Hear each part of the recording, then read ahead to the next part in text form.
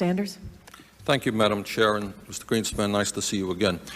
Mr. Greenspan, I have long been concerned that you are way out of touch with the needs of the middle class and working families of our country, that you see your major function in your position as the need to represent the wealthy and large corporations. And I must tell you that your testimony today only confirms all of my suspicions, and I urge you, and I mean this seriously, because you're an honest person. I think you just don't know what's going on in the real world. And I would urge you, come with me to Vermont, meet real people. The country clubs and the cocktail parties are not real America. The millionaires and billionaires are the exception to the rule. You talk about an improving economy while we have lost 3 million private sector jobs in the last 2 years. Long-term unemployment has more than tripled. Unemployment is higher than it has been since 1994. We have a $4 trillion national debt.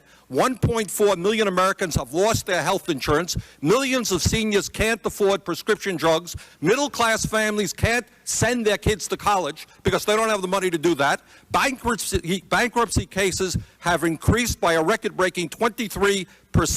Business investment is at its lowest level in more than 50 years. CEOs make more than 500 times of what their workers make. The middle class is shrinking. We have the greatest gap between the rich and the poor of any industrialized nation, and this is an economy that is improving. I hate to see what would happen if our economy was sinking. Now, today, you may not have known this. I suspect that you don't, but you have insulted tens of millions of American workers. You have defended over the years, among other things, the abolition of the minimum wage, one of your policies, and giving huge tax breaks to billionaires. But today you reached a new low, I think, by suggesting that manufacturing in America doesn't matter. It doesn't matter where the product is produced. We lost 2 million manufacturing jobs in the last 2 years alone, 10% of our workforce.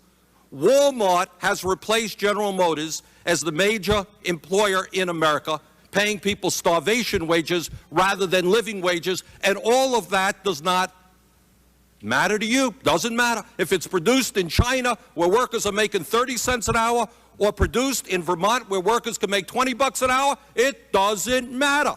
You have told the American people that you support a trade policy which is selling them out, only working for the CEOs who can take our plants to China, Mexico, and India. You insulted Mr. Castle. Mr. Castle, a few moments ago, a good Republican, told you that we're seeing not only the decline of manufacturing jobs, but white-collar information technology jobs. Forrester Research says that over the next 15 years, 3.3 million U.S. service industry jobs and 136 billion in wages will move offshore to India, Russia, China, and the Philippines. Does any of this matter to you? Do you give one whit of concern to the middle class and working families of this country? That's my question. Congressman, we have the highest standard of living in the world. No, we do not. You go to Scandinavia and you will find that people have a much higher standard of living in terms of education, health care, and decent paying jobs. Wrong, Mr. Greenspan. May I answer your question? You sure may. Thank you. Let me just mention something to you that many of you know, and that is today, sadly, tragically, the United States of America is the only major industrialized nation that does not guarantee health care to all people as a right.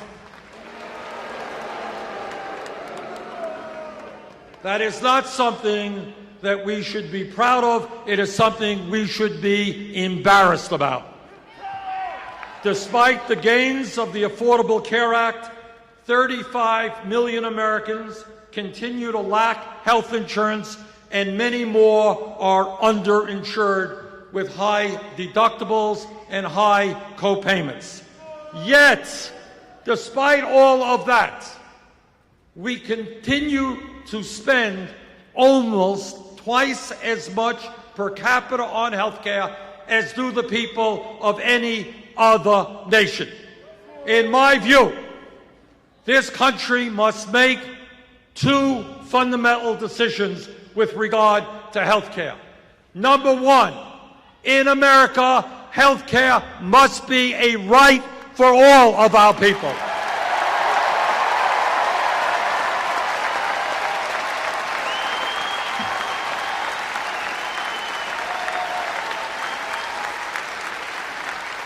And the number two, if we are going to provide health care to all of our people in a cost-effective way, if we're going to take the burden of health care off the backs of small businesses, we need to move to a Medicare for all single-payer system.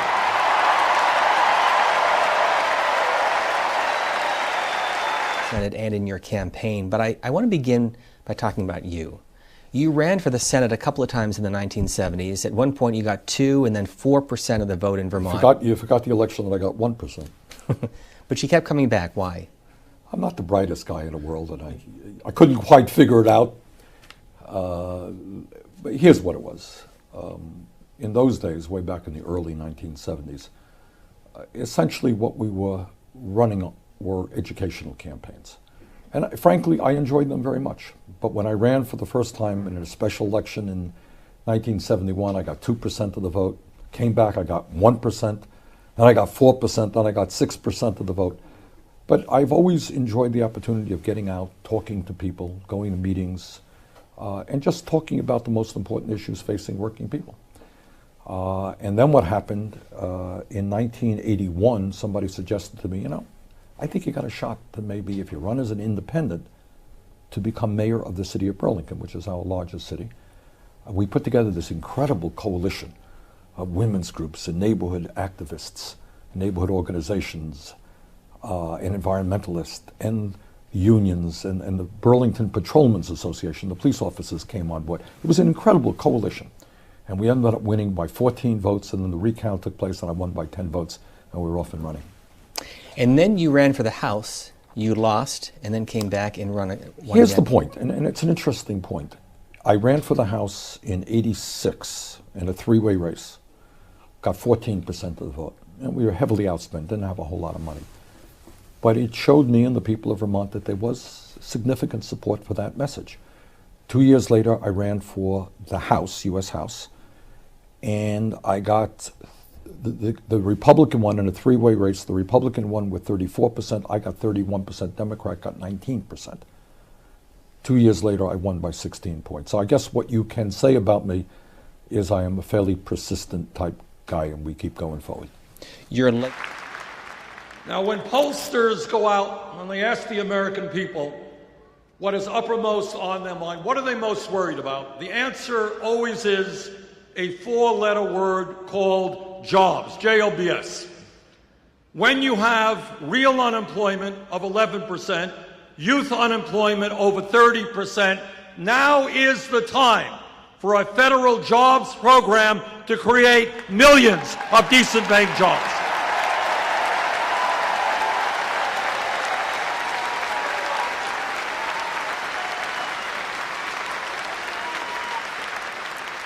In virtually every state in this country, our infrastructure, our roads, our bridges, water systems, wastewater plants, our rail system, our levees, and our dams need an enormous amount of work. Now is the time to invest in rebuilding our crumbling infrastructure. A $1 trillion...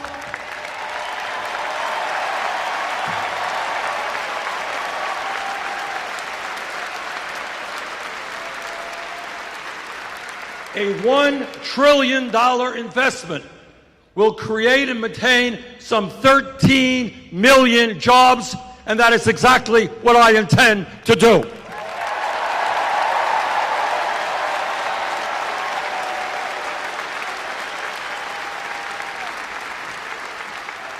But when we talk about jobs, it's not just the need to create millions of decent-paying jobs.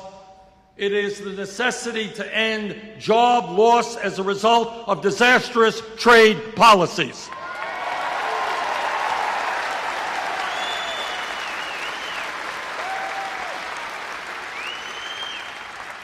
You are looking at a senator and former congressman who voted against NAFTA, against CAFTA, against permanent normal trade relations.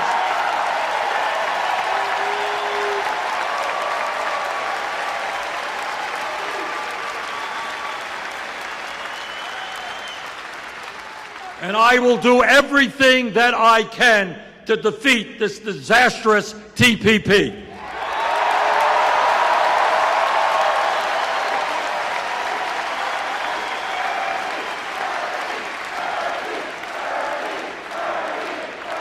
And when we talk about rebuilding the American middle class, we're talking about rebuilding the American trade union movement.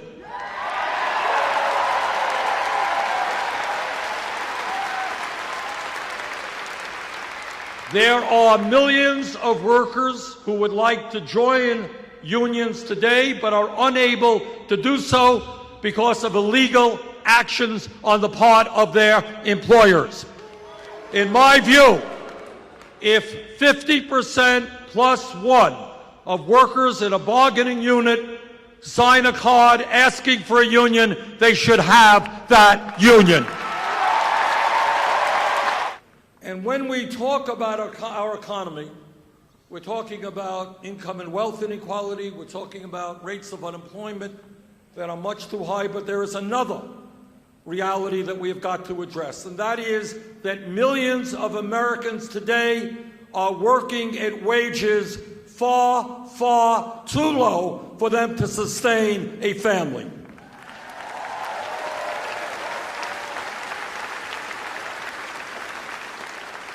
I recently talked to a guy who works with a church group who collects food to bring to an emergency food shelf.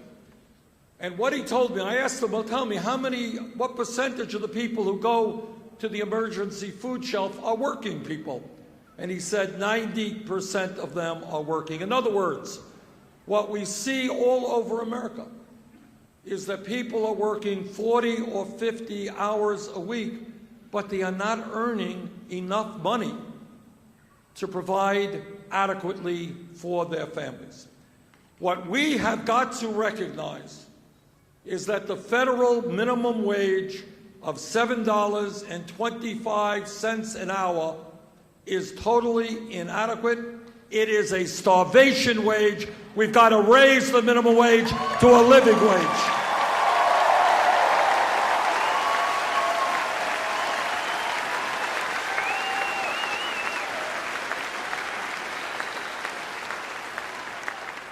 Last month, the City Council in Los Angeles raised the minimum wage there to $15 an hour, and that is exactly what we have to do in Washington.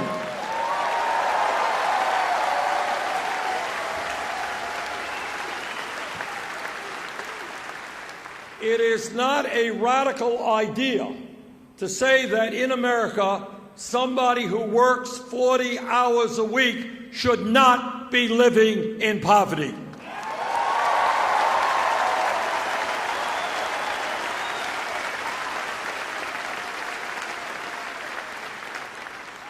And a living wage should not only be fair, it should be equitable. There is no excuse today for women earning 78 cents on the dollar compared to men.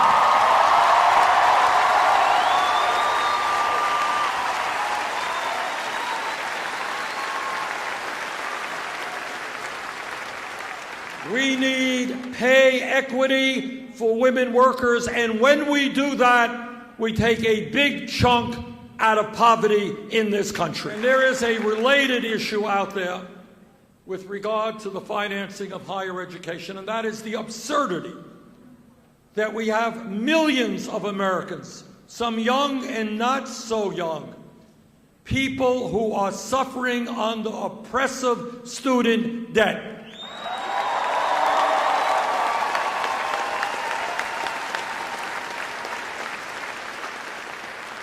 I have talked to people whose crime in life was that they went to law school, they went to medical school, they went to dental school, and they left school hundreds of thousands of dollars in debt.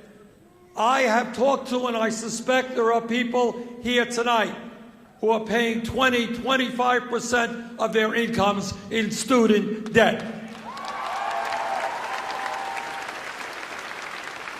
And here is what is absurd. If you go out and refinance your home tomorrow, you could do it at 2, 3, 4% interest rates. And yet we have millions of people paying 6, 8, 10% interest rates on their student debt. Furthermore, we have the United States government now making billions of dollars in profits off of the high interest rates that working class families are forced to pay to send their kids to college. In my view, we've got to make sure that the government gets out of profiteering on student debt.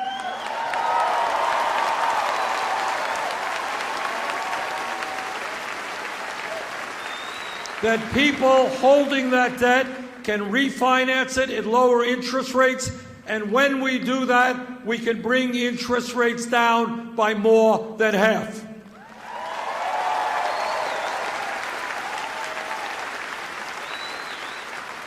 And some people say, well, Bernie, that's a great idea, but, you know, it's an expensive proposition. Well, they're right. It's about $70 billion a year. It is an expensive proposition, and we're going to fund it by putting a tax on Wall Street speculation.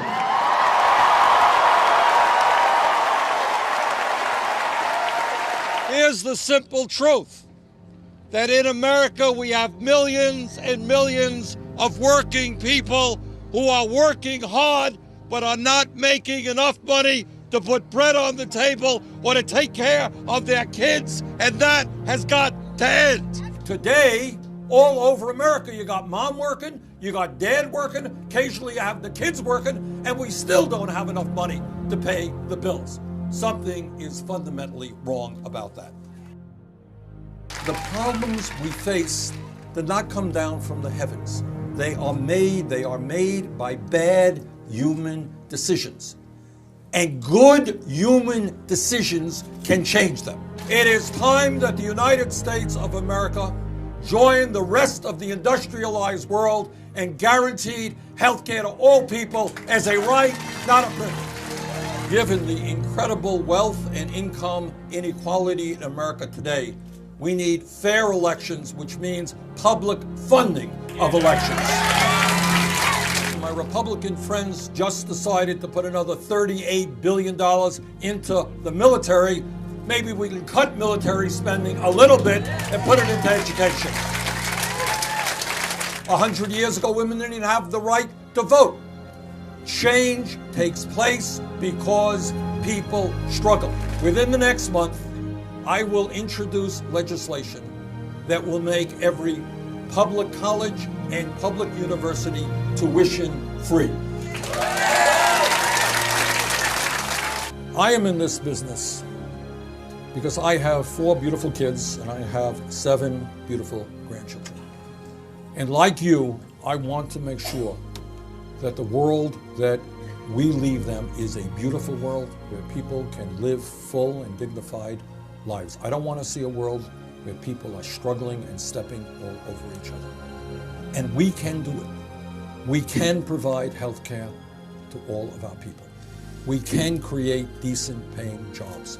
We can reverse climate change and transform our energy system. We can raise wages. We can make sure that every person in this country gets the education they need and desire. This is not some type of utopian dream. It can happen. It really can. But it will not happen unless we stand up and fight back for not only ourselves, but for our kids and future generations. Let's do it.